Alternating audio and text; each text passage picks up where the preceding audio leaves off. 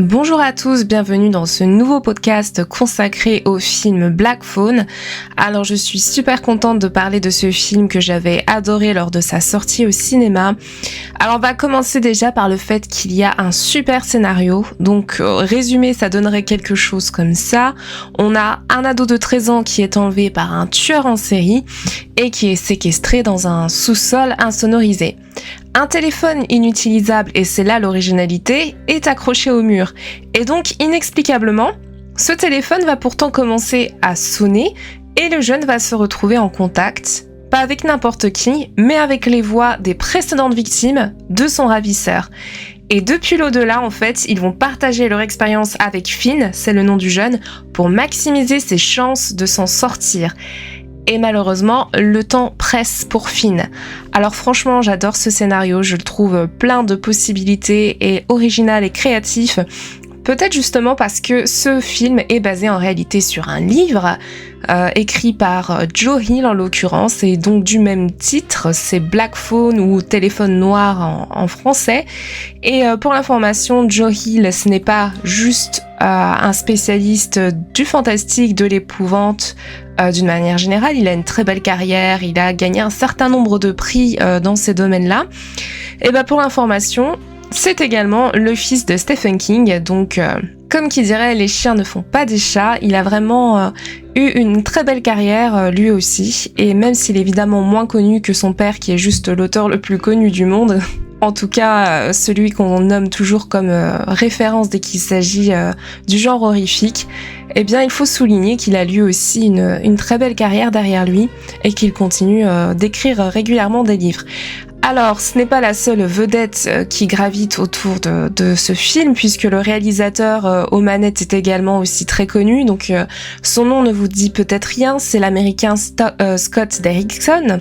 Mais en tout cas, vous connaissez certainement plusieurs films de sa filmographie, parce qu'il a fait déjà une quinzaine de films environ. Et son genre de prédilection, ça tombe bien, parce que c'est l'horreur. Et il faut dire qu'il avait de quoi faire avec les matériaux de base. Parmi ses films les plus connus, on peut citer L'exorcisme d'Emily Rose, Sinister qui a vraiment fait parler de lui, mais aussi Doctor Strange dans un peu un autre genre. Et pour ce qui concerne le casting, il est vraiment au top dans ce film aussi. On peut bien sûr citer, et on doit citer, Ethan Hawke, qui donc joue le rôle du ravisseur et qui est effrayant dans son interprétation. C'est un homme au comportement très dérangeant, parfois infantile, et bien sûr tout le monde se souviendra, je pense, du masque très marquant, tout droit sorti de l'enfer et monstrueux en quelques mots, de ce tueur en série. Et la performance d'Ethan Hawke est d'autant plus intéressante que finalement on ne voit pas tant que ça à l'écran le tueur, donc il arrive à être monstrueux et horrible en assez peu de temps, ce qui est une belle performance et ce qui va parfaitement avec l'atmosphère globale du film qui est extrêmement glauque. On voit énormément de violence tout au long du film. Évidemment, c'est une violence, c'est le thème principal, une violence envers les enfants. Vraiment, c'est le thème directeur du film. Donc évidemment, ça semble logique avec le scénario puisque le cœur gravite autour d'enlèvements d'enfants ou en tout cas de jeunes adultes par un tueur d'ados. Et on voit néanmoins aussi la violence entre les jeunes eux-mêmes. Il y a beaucoup de bagarres, beaucoup d'intimidation et ce qu'on appellerait aujourd'hui de harcèlement scolaire. Donc voilà, c'est une époque visiblement très violente, un endroit très violent. Et on voit aussi la violence familiale, intrafamiliale. Donc évidemment, on a les protagonistes, la famille principale dont la mère est morte. Donc c'est une forme de violence que d'être orphelin pour un enfant. Et comme si ça ne suffisait pas pour les deux enfants principaux, dont celui qui sera kidnappé, eh bien ils ont un père alcoolique, dépressif sans doute suite au suicide de sa femme, et extrêmement violent puisqu'il bat à plusieurs reprises ses enfants et qu'il les fait vivre dans un environnement, on dirait toxique aujourd'hui, mais en réalité de torture psychologique. Donc la violence envers les enfants, c'est vraiment tout au long du film décliné sous plein de formes différentes. Et c'est très bien fait, il en ressort quelque chose de très réussi. Et ça va aussi justement avec cette esthétique qui est très soignée, on a des couleurs sombres, presque déprimantes, tout au long du film, et ça nous immerge vraiment dans un univers très particulier. On a aussi des idées fortes, comme le choix des ballons noirs et du magicien qui symbolise le ravisseur et les enlèvements des enfants, et c'est très impactant visuellement, c'est très réussi. On va dire même que c'est un petit clin d'œil au clown de ça de son père, de Stephen King, qui est très sympathique. Bon, même si dans ça, évidemment, c'est un ballon rouge, là on a le droit à une flopée de ballons noirs, c'est tout aussi effrayant. Et donc vraiment, il se dégage une véritable peur de ce film, car l'horreur des situations est vraiment bien véhiculée. C'est pas dans l'excès, c'est fait assez justement, et je pense qu'ils ont vraiment réussi à trouver le bon ton avec ce film. La terreur de l'enlèvement, idem. L'impact sur les familles, c'est pareil. C'est parfaitement bien véhiculé, et l'urgence de l'enquête est également très bien maîtrisée, hein. Tout est efficace. On a aussi un très bon dosage du fantastique, avec évidemment le téléphone hors d'usage qui se met à sonner, les fantômes des anciennes victimes qui communiquent via ce biais-là avec l'enfant actuellement enlevé, donc j'adore cette idée. Et évidemment, on n'en a pas trop parlé, mais également les visions de la sœur du jeune qui a été kidnappé, puisque dans ses rêves, elle a elle aussi accès, comme sa mère apparemment, et sa mère, ça l'aurait conduite à son suicide, elle a accès à des sortes de rêves prémonitoires. Et donc, elle arrive à avoir des visions qui vont aider justement l'enquête.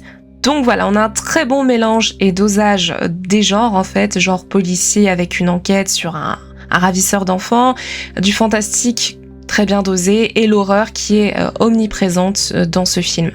C'est également, et c'est pour ça que je l'apprécie particulièrement, un film d'apprentissage. Il n'est pas juste là pour nous véhiculer des émotions négatives. Il y a aussi, en dépit de la noirceur, un côté très positif. En fait, donc on a le héros Finn, qui est un jeune garçon brillant scolairement, mais qui est clairement très timide, en retrait. Il ne s'assume pas du tout pleinement, et en fait, on a ce parcours initiatique qui fait que tout au long du film, il va être amené à prendre confiance en lui et à évoluer et à s'améliorer, en fait. Et c'est ça la belle morale du film, c'est le petit côté lumineux malgré la noirceur. Et ça, c'est vraiment appréciable, parce que sinon je pense qu'on se serait vraiment on serait tous tombés en dépression après avoir visionné ce film.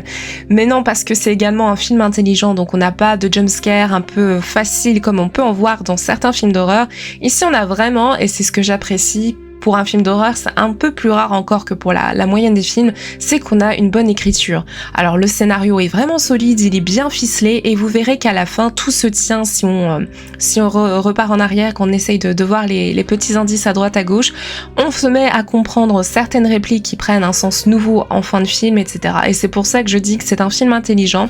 On a aussi des personnages qui sont bien écrits, ils sont soit touchants, soit intéressants. En tout cas, ils sont toujours crédibles. Et ça, encore une fois, c'est grâce à l'écriture. Et évidemment, on peut pas s'empêcher de se dire que c'est parce que le film est basé sur un livre, et donc forcément il y a la qualité littéraire derrière. Je pense que c'est ce qui donne la qualité au film au final. Et petite cerise sur le gâteau, on a le côté rétro avec cette esthétique des années 80 que personnellement j'adore. Bon, ça c'est effectivement affaire de goût, certains n'aiment pas du tout, mais l'esthétique, l'atmosphère, l'ambiance des années 80, j'adore. C'est le côté Stranger Things.